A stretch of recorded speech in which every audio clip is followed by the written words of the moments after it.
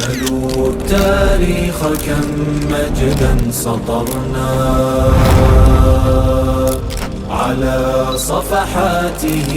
وبه تغنى. قدرمنو ما ته موضوع راکول شوې ده چې د رسول الله صلی الله علیه وسلم له مبارک سیرت څخه څه اهم موضوعات دا راواخلو دلته تر بحث لاندې ونیسو. قدرمنو د رسول الله صلی الله علیه وسلم سیرت دا ټول اهم ده او د نبي علیه الصلاة وسلام د سیرت هره برخه زموږ لپاره دا یو قدوه حسنه ده. رسول الله صلی الله علیه وسلم فرمایي وایي ما تاسو ته دوه شیان لیکي دي که چیرې تاسې په دې دوه شیانو باندې عمل وکړئ هېڅکله به ګمراه او بېلارې به نه شئ. لومړی دا ده چې هغه د الله تعالی کتاب ده قرآن عظیم الشان که په دې باندې موږ تاسې عمل وکړو بلکل به لاره خطا نه کړو. او دوهم د نبي علیه الصلاة وسلام مبارک سنت خپله دا د سیرت علم دا ټول د نبي علیه الصلاة وسلام هغه اقوال دي او افعال دي او تقریرات. نو که چېرته عمل پرې وکړو او په خپل ژوند کې راولو انشاءالله موږ به تاسې په لاره ورکه نه کړو ځکه دا د نبي علیه الصلاة وسلام حدیث مبارک دی. خو غوښتنه هم دا د استادانو نه چې په علومو کې ډېر علوم موجود دي خو تر ټولو خوندور او شیرین علم چې دا هغه به نبوي سیرت دی. هر هغه استاد او معلم او ښوونکی چې د سیرت علم یې درس کړی وي هغه ته دا معلومات کېږي چې سیرت کې څومره عجیب خوند الله پاک ایښی ده. ځینې وخت د سیرت استاد درس کوي نو دغه شاګردان چې دا درس ډېر خوږي دا د استاد کمال نه وي بلکې دا کمال د هغه چا ده چې دغه علم هغه ته منسوب ده چې هغه د الله رسول ده د الله تعالی د رسول سیرتونه چې موږ یې بیانوو. نو په هر صورت د سیرت هره برخه هره نقطه هره فقره دا اهمه ده او نشو کولی چې په دې کم وخت کې په یو ورځ کې په دوه ورځو کې یا په لسو ورځو کې دا سیرت دا بیان شي او ډېر اهم درسونه راواخیستل شي او دلته مناقشه شي او بحث باندې وشي.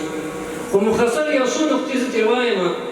زه مریض هم یم ډېر نشم پکې دا یو مختصر وخت کې به انشاءالله خپله موضوع دا به راټوله کړو. یو وخت کې رسول الله صلی الله علیه وسلم د صحابو سره په مجلس کې ناسته او خبره کوي چې من لکعب بن اشرف وایي څوک به ما ته د کعب بن اشرف ته اشاره راته وکړي. محمد بن مسلمه رضی الله تعالی عنه ته رامخکې شو د الله رسوله دا کعب بن اشرف درته مړي کړو ویوژنو درته. نبي علیه الصلاة وسلام ته فرمایي چې هو. نو همدغه محمد بن مسلمه سو او څنګه ورسره عباد بن بشر سو او دغسې ابو نایله سو یو دوه ملګري صحابه کرام نور سو. نو چې کله روانېدل نبي علیه السلام ته محمد بن مسلمه ورته فرمایي د الله رسوله وایي کله چې موږ دا کعب بن اشرف وژنو مرداروي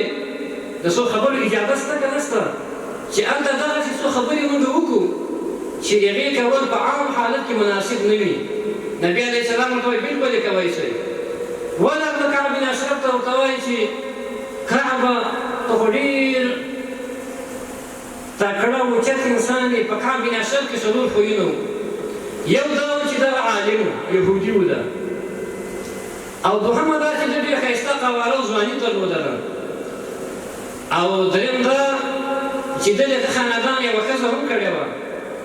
او څلورم دا چې دا شاعر هم و فصیحه ژبه الله ورکړې وه. نو کله چې محمد بن مسلمه ورته ورغی او صفتونه یې ورته وکړو ته خو دا یو تو هغه خو یې خبرې ته راغلې وه هغه دا چې موږ د الله د رسول سره نبي علیه الصلاة وسلام سره بیعت کړی ده په اسلام منلی ده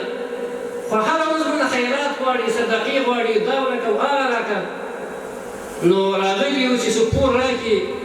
او تقریبا یو وسط خرما چې تقریبا 228 کیلوګرام په دې وخت کې کېږي څه خرما یې موږ ته راکړي په قرض باندې بیا یې وروسته بېرته آداب قرض دي. هغه ورته وویلې تاسو مخکې دا خبره ما کړې وه چې دې سړي تاسې ځان لرې وساتئ بس موږ سره اوس مخه ده انتظار به کوو چې څه کېږي. نو دغه چې کله دا خبره سره وکړه بیا هغه ورته چې قرض درکوم خو یو څو شرطونه دي. یوه خبره دا ده وایي چې قرض به درکړم خو مقابل کې به د خپلې ښځې ما سره ګلو کېنوئ. محمد بن مسلمه ورته ویلي چې نه ښځې خو ګرم اوسو کېنولې دا خو بده خبره ده ګوره په دا نقطه کې یو درس دا ده موږ خپل سیرت بیانوو باید درس ترې راوباسو پند او عبرت یې واخلو اول درس دا ده چې کله یهودو کومې سیمې ته ولاړ شي نو اول خبره د ښځو کوي مخکې یو څه خبره وکړه چې دوی د فیمینیزم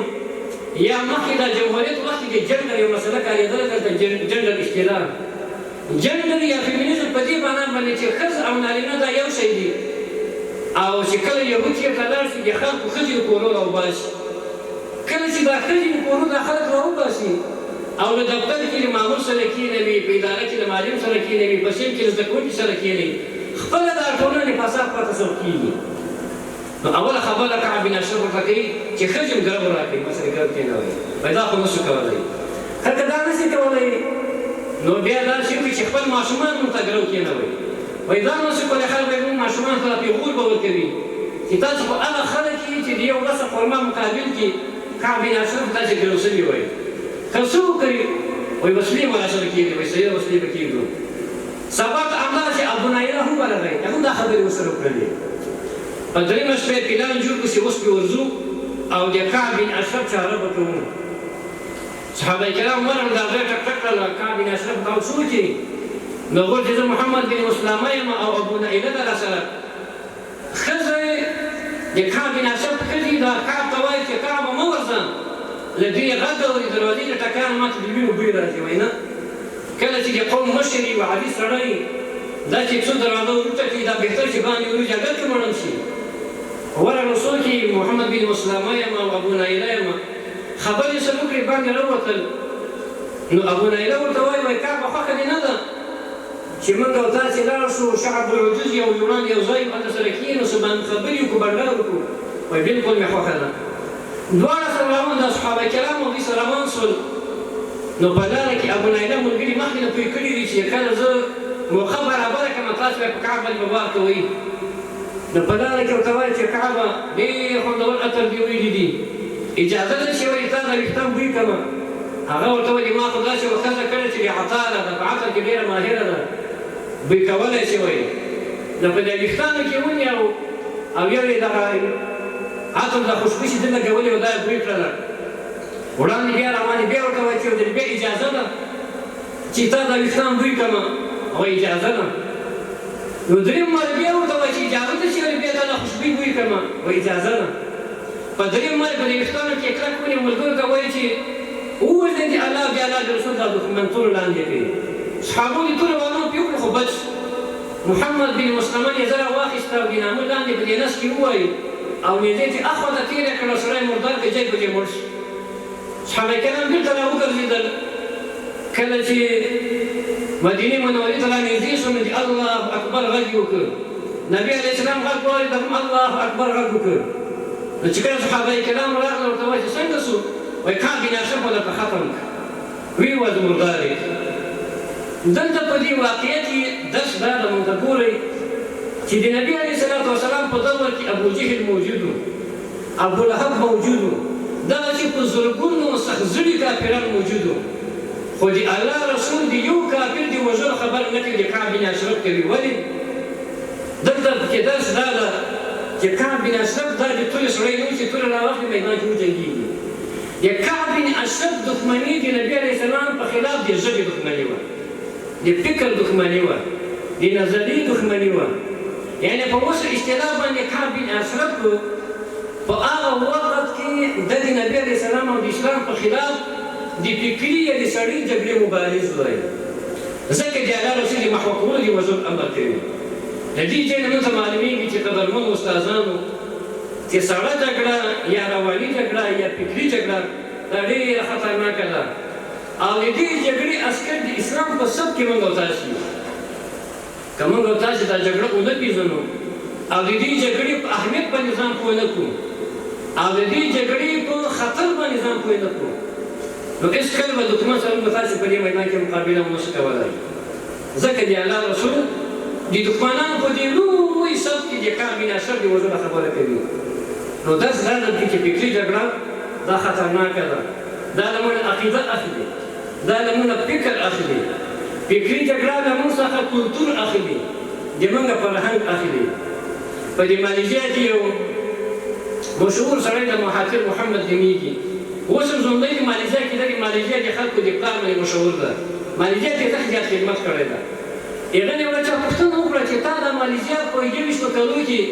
له ځمکې دې راواخیسته او د نړۍ د لویو قوتونو سره دې سیال کړله، دې راز به څه شی کړه؟ هغه ورته وایي چې ما یو څو کارونه وکړي. یو کار مې پکې دا وکړ چې ما د خپل ملک او د خپل هېواد کلتور دا چاته ورنه کړ.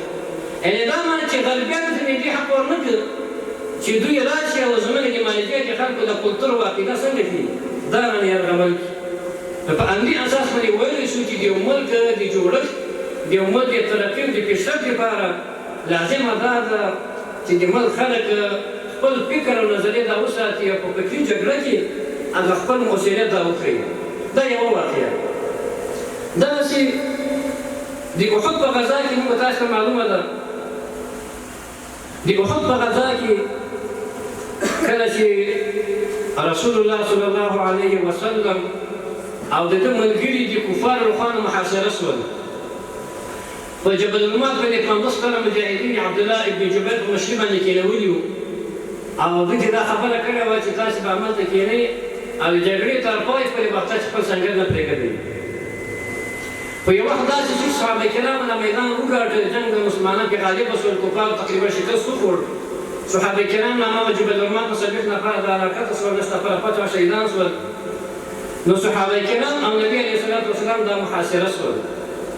په دې محاصره کې نبي علیه السلام سره 9 تنه صحابه کرام موجود وي او دنه یې دفاع کوله. یو مهاجر صحابي و انصاري، دا شهید شو، بل انصاري شهید شو، بل شهید شو، بل شهید شو. 9 نفره ځای په ځای دلته د نبي علیه السلام په مخکې شهیدان شول. 2 تنه صحابه کرام پاتې د دواړو مهاجر دي. یو د نبي علیه الصلاة والسلام غشی ویشتونکی سعد بن ابي وقاص ده، او بل حضرت طلحه بن عبید الله ده. طلحه بن عبید الله په دې ورځ باندې توره چلوي او سعد بن ابي وقاص دا غشی وړي. سم هغه کس چې د اسلام په تاریخ کې د کفارو په خلاف اول فعل د غشو ده کړی ده، او په دې ورځ باندې نبي علیه السلام دا غشی ورکوي او ورته وایي چې زما مور پلار دې له تا نه قربان شي، سخته ولې غشوله؟ ګورئ د دې ځای نه معلومېږي چې د مجاهد او د الله په لاره کې د مرمۍ د پیل کوونکي دښمن په سر باندې دې څومره فضیلت ده چې د الله رسول خپل مور او پلار دا د سعد بن ابي وقاص نه قربانوي. ابوبکر ته دا خبره نه کوي، عمر فاروق ته دا خبره نه کوي، نور لوی صحابه کرام موجود دي هغوی ته دا خبره نه کوي، لکن سعد بن ابي وقاص دا خبره کوي. د دې نه معلومېږي چې د الله په لاره کې د مجاهد چې دښمن په صف باندې وار کوي د دې فضیلت خورا زیات. طلحه بن عبید الله په دې ورځ باندې 11 نفرو جګړه کوي. یعنې دا معنی که 11 تنه صحابه کرام یو طرف ته وایي، طلحه بل طرف ته وایي، نو د 11 نفرو جګړه طلحه بن عبید الله په دې ورځ باندې کوله. د جګړې په دې سخت حالت کې یو کافر راغی، توره یې اوچته کړله او طلحه بن عبید الله باندې وار وکړ، نو د ګوتې ورباندې زخمي کړلې. طلحه بن عبید الله غږ وکړو، حس غږ یې وکړ. موږ به داسې کله خوږ شو نو بیا وخت یو غږ دغسې کوو. طلحه هم داسې د حس غږ وکړ. د الله رسول د جګړې په دې سخت میدان کې چې تورې والېږي، غشې والېږي، تیږې والېږي، انسانان خو پرې په ځمکه باندې دغسې پرتېږي او اسان کې ګرځي. په دې سخت وخت کې هم طلحه بن عبید الله ته فرمایي چې لو قلت بسم الله لرفعتك الملائکه، که چېرته بسم الله دې ویلې وای طلحه، ملایکو به اسمان ته پورته کړی وي. علما په دغه ځای کې یو نقطه راوباسي، یو درس راوباسي، هغه دا ده چې موږ او تاسې د استادان او دغه ښوونکي دا په دې باندې مکلف یو چې د خپلو شاګردانو تربیت په هر حالت کې وکړو. که د اسانۍ حالت وي په چین کې داسې شاګردانو تربیت به کوو. دې تر څنګ که سخت حالت وي، جګړې په حالت وي، د وژلو حالت وي، د زندان حالت وي، د زړونو او دماغ د کشمکش حالت وي، بیا هم استاد او مربي په دې باندې مکلف ده چې د خپل شاګرد تربیت وکوي. نبي علیه السلام په دې سخت حالت کې هم د خپلو شاګردانو د خپلو صحابه کرامو تربیت وکړي. نو ځکه علما وایي د دې نقطې نه دا یو درس راوباسي چې موږ تاسې به په سخت حالت کې او په اسانه حالت کې د خپلو شاګردانو د خپلو زده کوونکو دا تربیت به کوو، دا به پرېږدو نه. کېدای شي ځینې وخت سختۍ راشي، اقتصادي مشکلات راشي، حکومت په دې باندې ونه توانېږي چې موږ تاسې معاشونه یو میاشت 2 میاشتې 3 میاشتې درانه کړي. لكن دا به د دې باعث نه ګرځېږي چې موږ ښوونکي خپل درس ویلی وه چې نه ما په خبر د اسانۍ په حالت کې کړې وه که ما سلاکۍ درس کومه تربیت کوم د ځوانانو او که ما شمېره کې نه کومه بلکې دې د دې سیرت د دې واقعې نه پند په عبرت دا ده چې موږ ښوونکي استادان دا په هر حالت کې د خپلو شاګردانو یا خپلو زده کوونکو دا تربیت به کوو.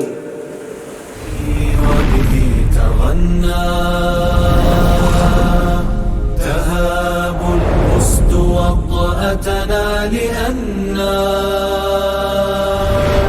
لغير الله كلا ما ركعنا